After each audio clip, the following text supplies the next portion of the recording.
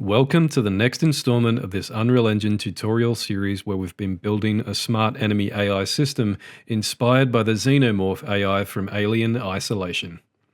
In this video, we'll be integrating the free Metaxis AI Perception Tools plugin so that we can dynamically change the alien's sight configuration when he has spotted the player. If you enjoy this content, please be sure to like the video and subscribe to the channel.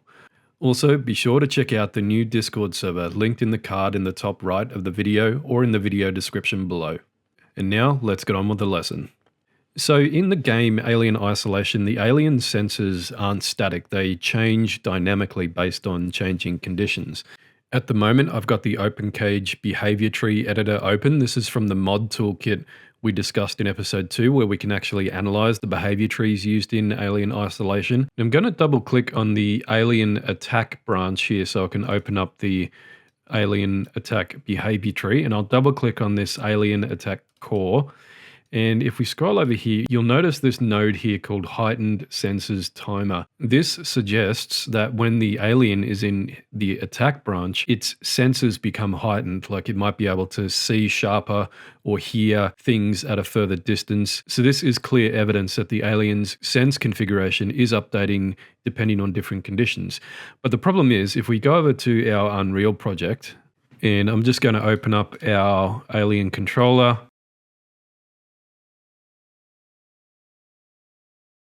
we have our AI perception components with our sense configs, but the problem is that the configurations that we've set up for this can't be adjusted in real time using blueprints. This is a bit of an issue for us, so we'll be using a free plugin that I created in order to take care of the coding for us so that we can expose that functionality to blueprints and update it during runtime. So what you'll need to do is you'll need to go to the plugin page noted in the video description below. And on this page, you'll see which versions of Unreal Engine it is currently compatible with. The plugin is completely for free. All you have to do is just add in a 0 here and then select I want this. Or if you like, you can nominate your own price if you want to support my ongoing development. Now on this page as well, there's also a video linked here which goes into more in-depth detail on all the features that are in the current beta version of the plugin, as well as detailed setup instructions. We'll go through how to set this up for this current project. Once you've downloaded the plugin, you'll need to extract the contents, and this is what you'll see once you've unzipped the file. So we've got the different versions of the plugin compatible with the corresponding version of Unreal Engine. We've got a text file with step-by-step install instructions and a text file with licensing information. Just a reminder that the plugin is free to use for personal and commercial projects without attribution. Now, there are two ways to install the plugin. We can either install it at the project level or install it at the engine level. If you install it at the project level, it will only be available in that specific project. For this particular video, I will be installing the plugin at the project level so that I can include it with the free project file downloads. But you're more than welcome to install the plugin at the engine instead. Just go through the step-by-step instructions in this text file, or you can follow along with this video listed on the plugin page. So to install it at the project level, we'll need to navigate to the main project folder for our Unreal Engine project. And I'm just going to right click in here and I'm going to create a new folder and I'll call this plugins. If you already have a plugins folder, you won't need to create a new one. You can just add the plugin to that folder. Go inside the plugins folder and I'm just going to copy the corresponding version of the plugin that I need. In this case, I'm using Unreal Engine version 5.6. So I'll copy the 5.6 version of this plugin and paste it into the plugins folder. And now when I launch the project again, this plugin will be enabled by default. So I'll go ahead and launch the project. And when the project is open up, we can go up to edit and then select plugins. And if we search for Metaxis, you'll see that the plugin is enabled. Just be mindful that the plugin is still in beta.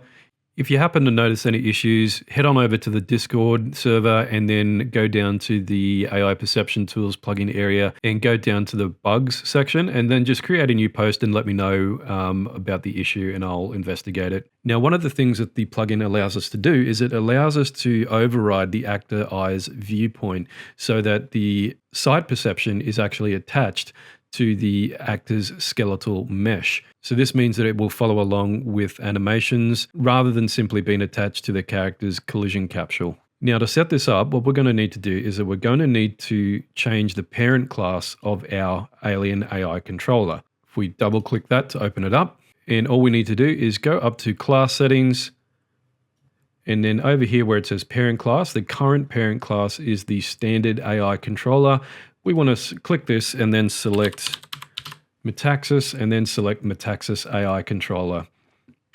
This is a custom AI controller that I've added. It's exactly the same as the normal AI controller, just with a few extra settings enabled.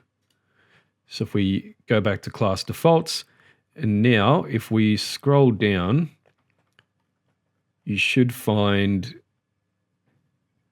this area here called AI Perception Tools Metaxis Games. It's got a few extra settings here.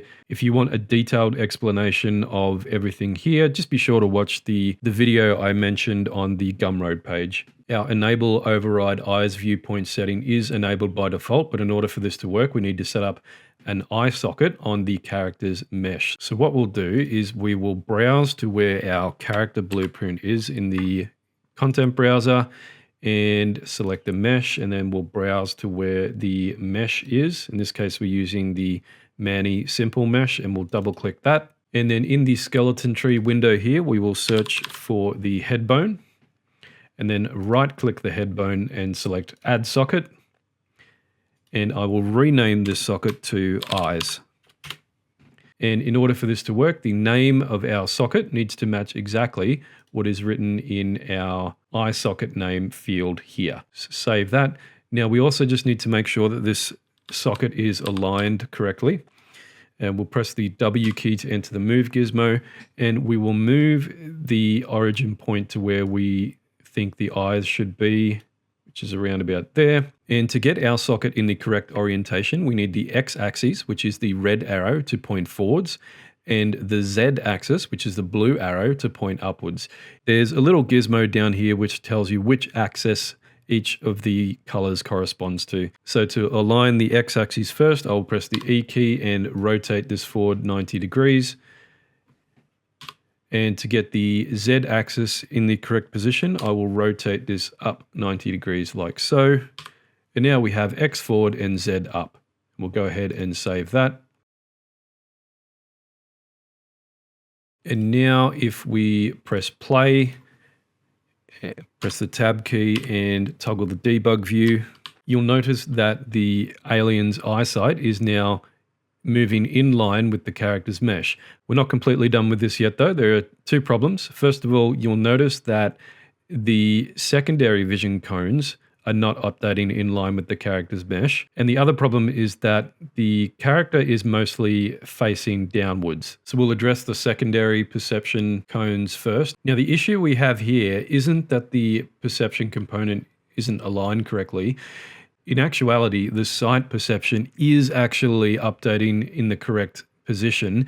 It's just the debug information that isn't in the correct position. So if we escape out of this, we just need to make a change to our draw debug function, which I believe was in our AI controller.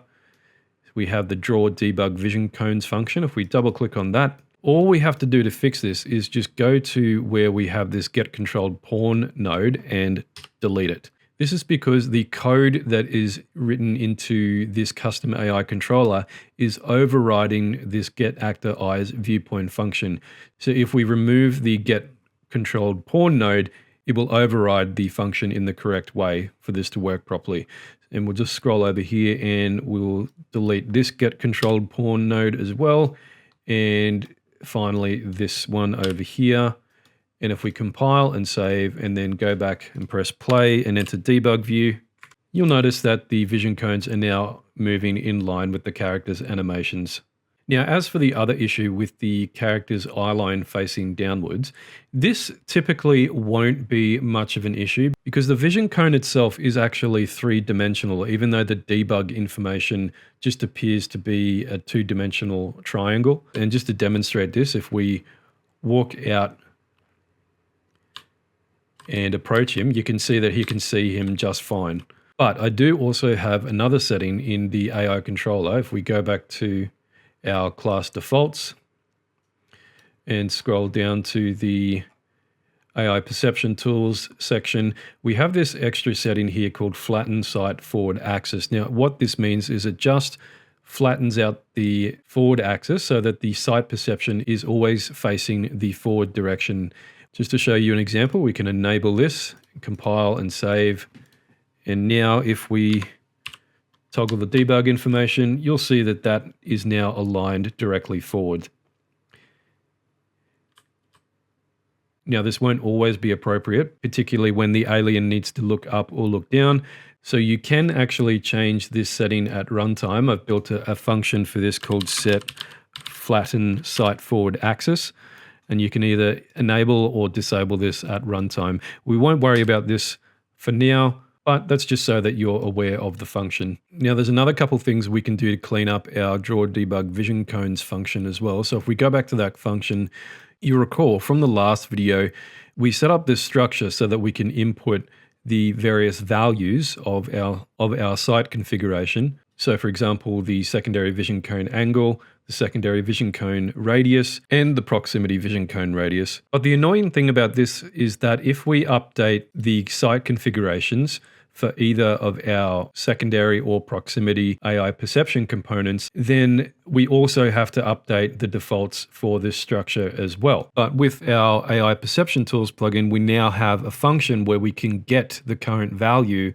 of our sight configuration. So what we'll do is we'll drag out the AI Perception secondary, and then from this node, we will get vision cone half angle, and then simply drop it into the pin like so. And then we can delete this. Now we'll just move over here, and now we need to get the vision cone radius. So we will once again drag the secondary perception component onto the graph, and now type in get vision cone sight radius, and hook that up like so, and delete these. And this time we need to get the vision cone half angle again. So I will copy these, paste it here, and then just swap this over and delete these. Now we need to get the cone radius again. So I will copy this and swap these over. And then finally, we need to get the proximity AI perception component this time. So we'll drag out the AI perception proximity. And we'll drag off and type get vision cone sight radius. And then hook this up like so, and then delete these. Compile and save. And now if we go back and press play, you'll see that that's all working as it should. But now, if we change these values, for instance, if we select our secondary vision component and change the half angle to 90 degrees and press play,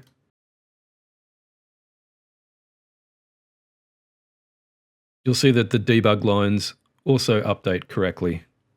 So we'll go ahead and set that back to 50. And we no longer need this structure anymore, so I will delete the secondary vision cone variable. And make sure you compile and save this, and then we can also delete the structure that we created as well because we no longer need it. We'll go to Tute Content, Blueprints, AI, Alien, and then Structs, and then Secondary Vision Cone Info. We will go ahead and delete that. You'll notice that there are 23 references in memory and no asset references. This means that there are no assets currently using this particular asset. It's just that we have some references in memory. We can go ahead and delete that. Now let's go back to the level because we've now got a bit of a problem. If we press play and then press the tab key and enter debug view, you'll notice that our alien's behavior has changed somewhat. If we enter the secondary vision cone, but not the primary vision cone, nothing seems to happen. Similarly, if we enter the proximity cone, nothing seems to happen either. It's only when we enter the primary vision cone that the alien seems to do anything. So why is this happening? Well, the reason is if we open up our, let's see, we go to Blueprints AI Alien and we'll go into our evaluators folder and let's open up our evaluate perception evaluator. The key issue here is out of the secondary on target perception updated, let's go inside the handle secondary vision function here. The key issue is this section here, the set focus section.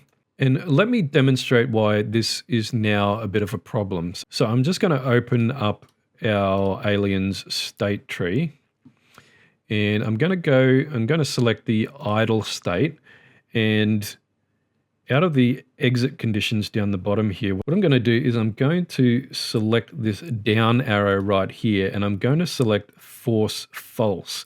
Now what this means is that even though our parameter motivation will be updating during runtime, I'm going to force this condition to be false, which means that it's never going to exit out of this state. It's going to stay locked idle. Now what I'm going to do is I'm just going to go to our AI controller and go back to class defaults.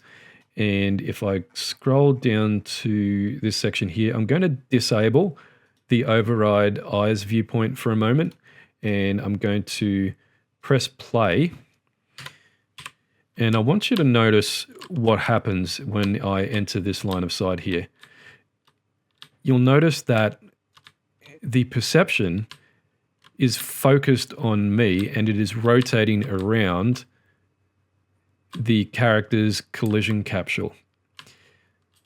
But the problem is that when our vision is attached to our eye socket, the sight perception is now unable to focus on my location because it's now fixed to the character's eye socket.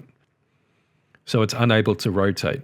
So the way that we would fix this is that we would change the way that the alien focuses on us, not by rotating the actual sight perception itself, but by rotating his head. Now, the way that we would drive changes to the way the character is looking with his actual head is we would do this in the character's animation blueprint. So if we go to the character blueprint up here, I'm just going to select the mesh, and over here where it says NM class, you'll see the animation blueprint that the asset is currently using.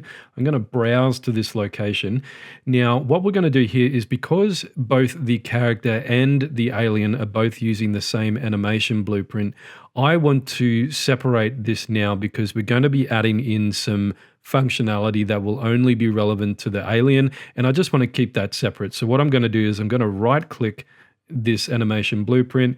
I'm going to select duplicate, and I'm going to call this one ABP_alien. And then I'll just assign this as the animation blueprint that the asset is using. So now let's go ahead and open this up. Now let's take a quick look at what's happening in the event graph of this animation blueprint.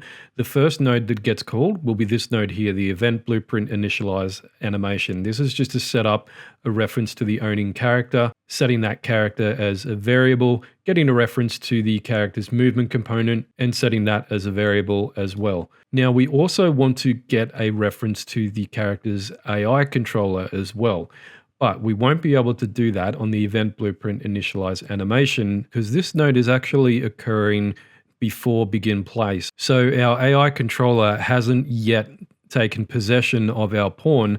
So if we try to get a reference to the AI controller off event blueprint initialize animation, then the reference won't be valid. So what we can do is we can just highlight all this and just move this up a little bit. And I'm just going to right click and type in event blueprint begin play, and then off of begin play I will right click and type in try get pawn owner, and then get AI controller, and then we will cast this to our custom AI controller. So we'll cast to AIC_MPC_alien and hook that up. Now out of the AI controller here, let's do an is valid, and the one with the question mark. And if that is valid, we just want to promote this to a variable.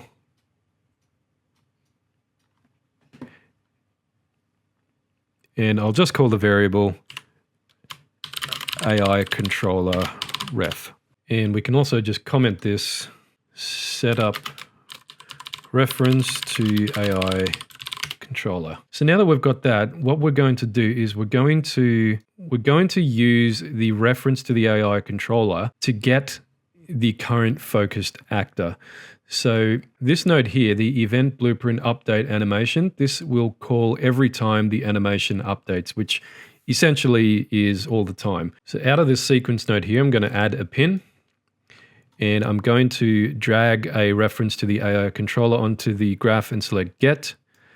And then I'm just going to right click and select convert to validated get, and then hook up like so. And now out of the AI controller ref here, I'm going to call a function called get focus actor. So in our evaluator, you recall the set focus function here. So the get focus actor function returns the value of the actor that we've set focus to. And we're just going to do an is valid check. Remember selecting the one with the question mark. And if our reference to get focus actor is valid, we will promote that to a variable. And we'll call that variable focused actor. Whereas if our reference is not valid, we will clear the reference to the focused actor variable. Now, if we have a focused actor, that means that we have an attack target. So I'm going to create a new variable of type Boolean, and I'm going to call this has attack target. Compile. I'm going to drop that onto the graph like so, and then set that to true.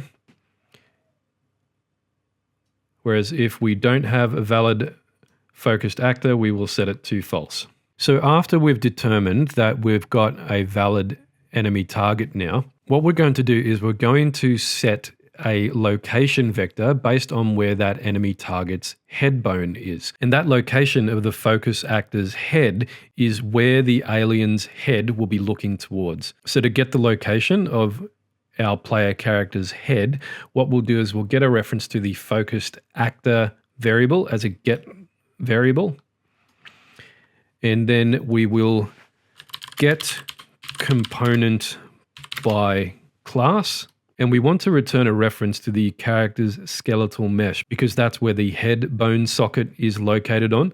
So for component class, we will select skeletal mesh component, and once again we will get an is valid and hook that up like so. And if the reference to the skeletal mesh component is valid, we want to get socket location. And the socket name will be head. And if you want to check the socket name, what you would do is you would just check the skeletal mesh, and it's the name of the head bone we've got here. It's just called head. You can select a different look at target if you wish. I'm going to use the head socket. So we'll go back to the animation blueprint. And then once we've got a reference to that head socket, we want to promote the return vector as a variable. We'll promote that and we'll call this look at vector. And hook that up like so. So just a quick summary of what's happening here. So the event blueprint update animation node will fire every time the animation updates, which is practically all the time. And then each time that node updates, we will check to see if we have a valid AI controller reference. We will get the AI controller reference and check to see if there is currently a valid focused actor.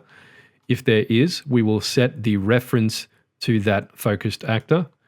We will update this Boolean check here to confirm that we have an attack target. We'll use this Boolean variable in a moment. And then we will get the current location of the focused actor's head. And this will be the location that the alien will look at. So I'm going to go ahead and just highlight all of this comment and call this look at attack target.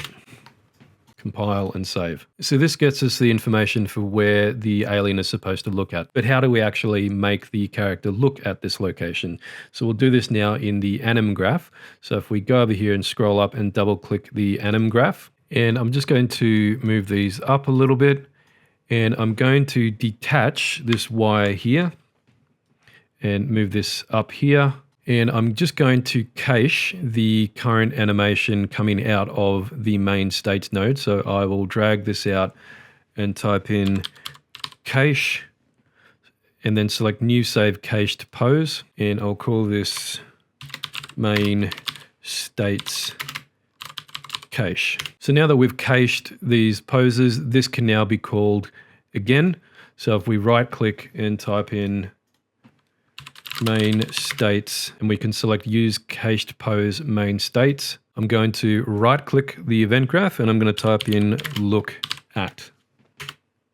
And we get this look at node designed for the purpose of animating the character looking at a particular vector. Now with this node selected in the details panel, you'll notice a section here called look at location. We can expose this as a pin by clicking this bind option and then selecting expose as pin. And now we can just drop in a reference to our look at vector and hook this up like so. So this will feed in the location of the player character's head. Now with the node still selected, we just need to update a few things in the details panel here. So under bone to modify, we want to modify the alien's head bone. So that's the bone that will be turning to face the player. So we'll click this here and then select head. And the last thing that we'll change is the look at clamp. Now the clamp is basically a way to stop the head bone from rotating too far in any one direction. So if we set this to 55, that means that the head is not going to rotate all the way around 360 degrees around the body, and that would just look weird. And the last thing that we'll update is maybe the interpolation time. We'll just set this to 5, and then we will hook up the cached main states pose into the component pose. And this just adds a local to component node here. And we don't want the alien to be looking in the direction of the look at vector all the time, because we won't always have a valid reference to a focused actor. So what we can do is right click and type in blend poses by, and we'll select blend poses by bool, and we will drag out our has attack target boolean and hook this up to the boolean input here. So what this means is that when has attack target is true, we will use this animation. But if has attack target is false, we will just use the cached main states animation and hook that up to false like so. And then finally, just connect all this up to the slot again and then select compile. And you'll see that because has attack target has a default value of false, it is using the false branch coming from the main states cache. Well, let's go ahead and test this so far. I'm going to keep the alien locked in the idle state for now. I just want to test to see if the look at animation is working. So if we'll walk out in front of the alien, and you'll see that his head is now moving. We enter the debug view. You'll see that the debug information is now focused on the player character. And if we walk too far,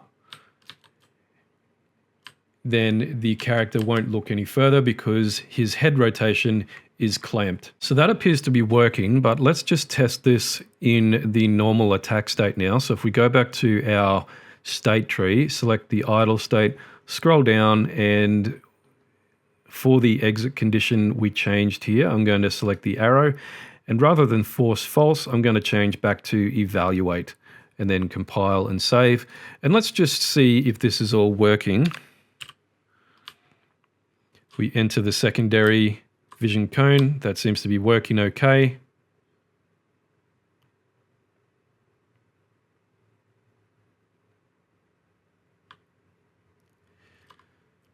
So it all seems to be working pretty well.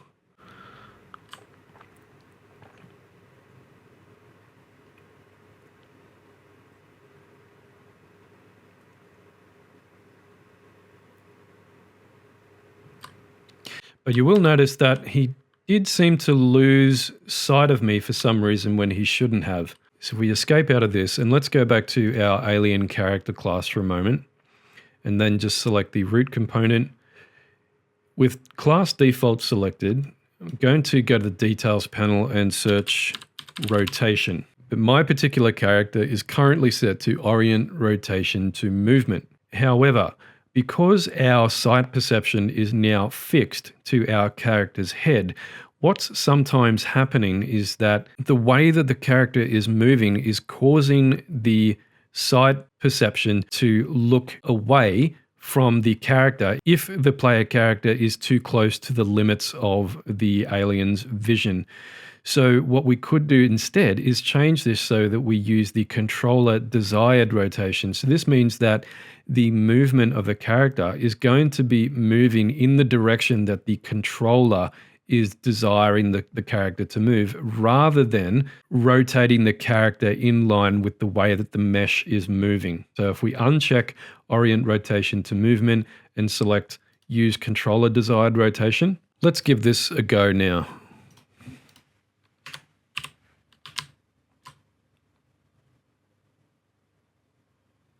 And you'll still see that there is the occasional moments where he appears to lose sight of the player character for a split second. And that's where you'll notice that the predicted location has been projected out, because we're calling a predicted location when the character loses sight of the player. So every so often, for a split second, he's losing sight of the player character when he shouldn't be. And I have a feeling it's because our primary vision cone is so narrow the closer it gets to the character. So if the alien is very close to the character, he runs the risk of losing sight within that primary vision radius because of how narrow that vision cone is. So we're going to change the way that we approach this a little bit.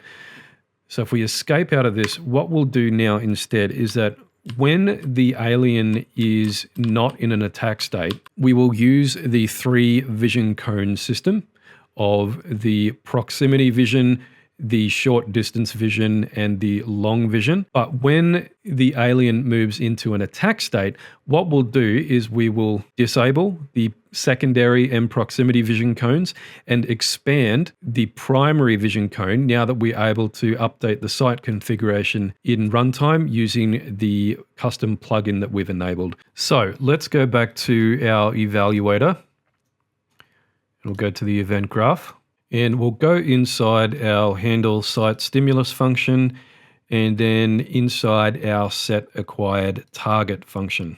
And what we're going to do here is we're going to add a new function right after the set focus function. And what this is going to do is that once we've set the focus to an acquired target, we're going to heighten the alien's senses. So this will disable the secondary vision cones and expand the primary vision cone out. So we'll go ahead and create a new function, and we will call this set heightened senses. We will have an input parameter of type Boolean, and we will call this enabled. And then we'll add in a branch. So if we are enabling the set heightened senses, we want to expand our primary vision cone and disable our secondary and proximity vision cone. So we'll open up our context variables here and get a reference to our alien AI controller. And then we will get AI perception primary all the way down the bottom. Now we're going to call some blueprint exposed C++ functions that come with the plugin. So we will set vision cone half angle, and let's just check what the current value is. So I'll go back to the AI controller, and the current half angle of our primary vision cone is 15 degrees. Let's update this to 40 degrees. And I might add in a set backward offset and near clipping radius as well, so that the alien has some peripheral vision. So we'll do set point of view backward offset. And we'll set this to 250. And then we'll also set the near clipping radius. And we will set this to 175. So let's just comment this. Expand primary vision cone. And now let's disable the secondary vision. So we'll get another reference to our alien AI controller ref. Now, just for debug clarity, we also want to make sure that we don't print the draw debug lines that from the function that we set up in the AI controller. So let's just quickly go back to the AI controller, and inside the draw debug vision cones function, right at the start here, we're going to add in a new variable, and this will be of type Boolean, and we'll call this secondary vision enabled, compile, and we will set the default of this value to true, and then drag this out onto the graph, and we'll create a branch. And if this is true, we will print the debug lines. But if it is false, it won't do anything. Just compile and save that. Now let's go back to our evaluator. So we need to set that variable that we just created. So we will drag off and type in set secondary vision enabled. And we will make sure that that is untrue. So we've now turned off that variable. Now we need to get our AI perception secondary, and also our get AI perception proximity. And then we want to set sense enabled. For sense class, we will select sight, and we will leave this unchecked. So this will turn off our sight sense for our secondary AI perception component. We'll do the same thing for the proximity component. We'll set sense enabled, select AI sense sight, and leave that as disabled. Now we'll just comment this, disable secondary vision. And then finally at the end here, what we might do is create a new variable of type Boolean and call this has heightened sensors. And we might add this to our output category so that we can expose this information to our state tree for later. So we'll go over to category and select output, compile, and then we will add this at the end here and then mark this as true. So our heightened sensors has been enabled off this branch. So if set heightened sensors is enabled, we will expand the primary vision cone. We will disable the secondary and proximity vision cones and update our output Boolean as true. And now let's do the same thing off the false branch. What I'm going to do here is I'm just going to highlight all of this, copy, and then paste, and then hook this up to the false branch. So for our primary vision cone, I'll change this comment to reset primary vision cone, and we'll set these back to the defaults, which was 15 degrees, 0 on the point of view backward offset, and 0 on the near clipping radius. For this one, I will change the comment to enable secondary vision. We'll toggle this variable back on so that we can print our debug lines, and we will re-enable both of these sensors and then set has heightened sensors to false, compile and save. So now if we go back to our set acquired target function, after the set focus function here, what we're going to do is we're going to drag on this new function that we've created. We only want to really run this function once if our heightened sensors have already been enabled. So I'll move these out a little bit and I'll drag in our has heightened sensors variable, select get, and then add in a branch. So if this function hasn't been run yet, we will run the function and then continue on with our execution. But if we've already enabled it, we'll just simply continue with the execution. And we need to make sure that this has been set to true. Compile and save. So this is where we would enable the set heightened sensors function. To disable it, if we go back to our event graph, we will handle that off the event on target perception forgotten event. So we have a handle target forgotten function. We'll go inside there. And then right at the end here, we will add this function onto the graph, hook that up, and this time make sure that enabled is false. Compile and save that. Let's test to see how this is looking. So we'll enter our debug view here. And you'll see that our two secondary vision systems have been disabled and our primary vision cone has been expanded. So this should hopefully take care of any of those issues where we were slightly going outside the alien's line of sight and then causing him to lose sight of us. Now, it's only losing sight of us once we've gone behind an obstacle.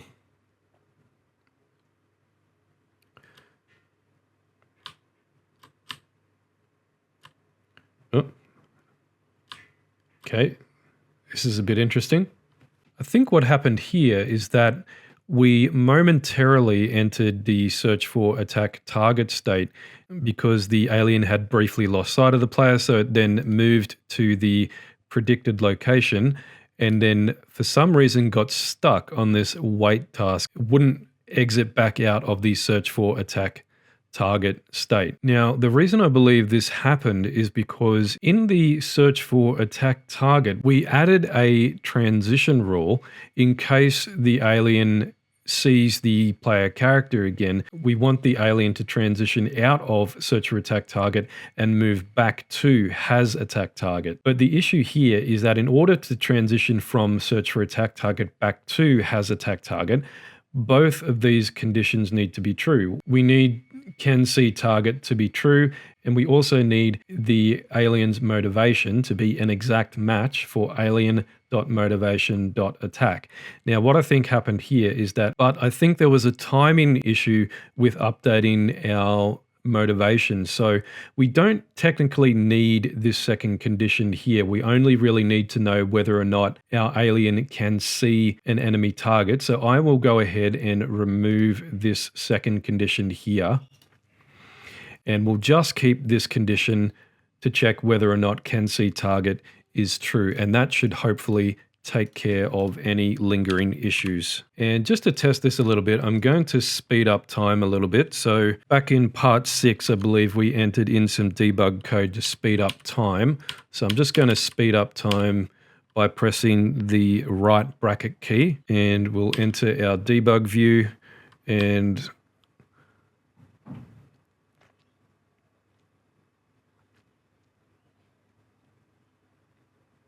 we seems to be no further issues being caused.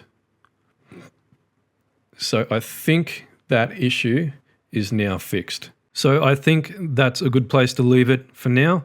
Hope you enjoyed the video. Be sure to like the video and subscribe to the channel if you haven't already. Also, please check out the new Discord server. I've already got a few good conversations happening in there right now, and I hope to see you in the next video. The project files for this lesson are available to download from Gumroad completely for free. However, if you would like to support the work that I do, please consider making a donation either by the YouTube Super Chat feature, my Buy Me a Coffee link in the video description, or you can head on over to my website and support the channel by purchasing some of the new official merchandise for the channel.